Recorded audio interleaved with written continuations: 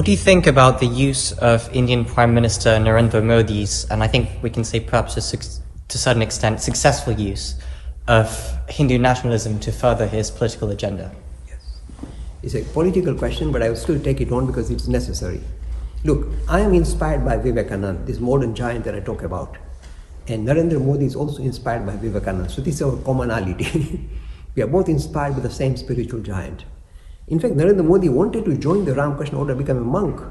And those people said, no, no, work in society. And that's what he's doing. And as this young man just mentioned, he's doing a good job. Because look, you see, I mustn't enter into politics, but I must do this. We have not seen a prime minister or leader of India of this nature. Everyone else was either kind of biased a little bit or kind of there for their personal interest or personal glorification. Here, for the first time, we find an individual who has got absolutely 0%, corruption in his system. His mother used to live in a hut. His brother is selling, bananas, in the street. They don't get any privilege. He doesn't take any privilege himself. The salary he was earning, he was giving it all away to girls' institution for free education. Nothing for himself, nothing, this man. 0% corruption. I don't know a single leader in the world today who can really compete with Narendra Modi on this issue. Absolute clean-cut person. Now, he inherited a system which is full of tremendous corruption. India has been listed as one of the most corrupt nations in the world. You can't get anything done in India unless you put some money under the table. You want to send your child to a good school? Oh, top school, well-known school, like Eton in India? Put money under the table. If you try and put money under the table here, they'll throw you out. They'll imprison you very likely.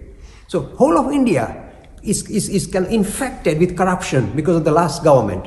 70 years of horrendous rule, allowing all corruption to kind of creep up and take over the nation. That's why we are in this. Look, let me give an example.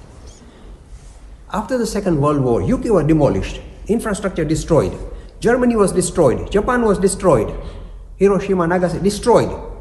They all well on the backwaters. We were not destroyed. We got independence, same time, 70 years ago. And once we got independence, these nations have risen up and now ruling the world economically and as a civilized society. All these three, civilized society, human dignity preserved, egalitarian society. And they were really prospered in the last 70 years. And after being devastated, we were not devastated. In fact, we were given independence. And after 70 years, we were right in the bottom of the league. Most corrupt nation. You see, the reason why I get upset is this. Here you see, people who have a lot of money keep grabbing more and more money, and people with no money struggling to survive, eking out a living, don't have clean drinking water. 40% of Indians today, Hindus in India, don't have clean drinking water. No sewage, no toilets. How can you call yourself a civilized nation? Everybody else has moved on and we all seem to have gone down. And the answer is corruption. I'm very blunt, previous government. So here is Narendra Modi rolling up his sleeves and saying, okay, I'm going to stand against corruption. I will do all these kind of fantastic, kind of very, very difficult task of really kind of attacking this corruption in the system. And when you do that, do you think the corrupt people are going to let him get away? Because they lose their livelihood. They still want to, control them. So they are out to really demolish him. They're all ganging up against him to try and demolish him, destroy him, so that the next election in 2019, they get him kicked out so all the corruption can re-enter India. I'm telling you, if Narendra Modi is killed or leaves the scene, India is back in the dark ages. It's a very horrendous story. So what Narendra Modi did is this. He recognized that the reason why Hinduism has survived as a single civilization over 5,000 years, all other civilizations have come and gone.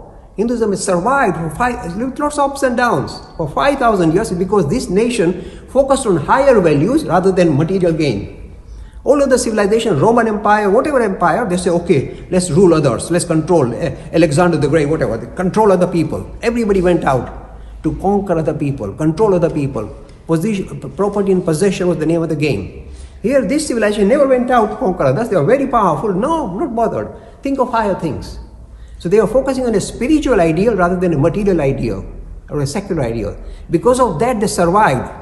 But after independence, this foolish government decided to adopt a secular model that does not suit that nature, the nation, doesn't suit their temperament. They say, we become like modern Westerner with Nehru. He demolished the spiritual dignity. Look, I can teach Hinduism at Eton, the top school in the country. I can't teach Hinduism to a single Indian school. You know that? With the compliments of Nehru. They demolished the spiritual dimension of India and brought in this kind of half-baked secularism which has produced such corruption. So this poor Narendra Modi is rolling up in slave. Let us refocus our attention on the spiritual dimension, the spiritual backbone of this nation, the spiritual undercurrent of this nation, to revive it, to refresh it. And that is the poor guy is doing it. But all these forces, look, they have been there, embedded in the system for 70 years. Even within his own party, I'm sure there are lots of corrupt people embedded in the system. So it's very difficult for him to pull them out, like a huge virus inside the system. And it's very difficult to fight this virus, but he's doing his best.